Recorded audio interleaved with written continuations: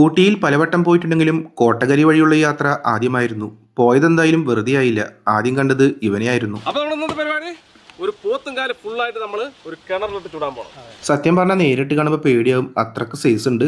പിന്നെ നമ്മൾ അവിടുന്ന് കുറച്ചും കൂടി മുന്നോട്ട് പോയപ്പോൾ വീണ്ടും കുറേ കാട്ടുപോത്തുകളെ കാണാൻ പറ്റി. കുറച്ചു നേരം അവിടെ കണ്ടുനിന്നതിന് ശേഷം വീണ്ടും യാത്ര തുടർന്നു.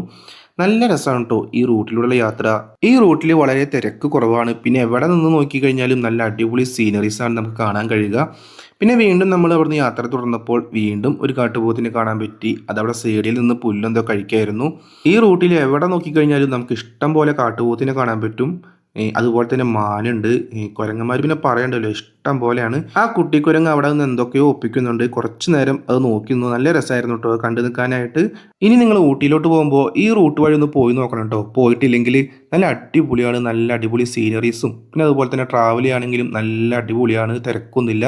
അപ്പോൾ അടുത്ത വീഡിയോ ആയിട്ട് നമുക്ക് വീണ്ടും കാണാം.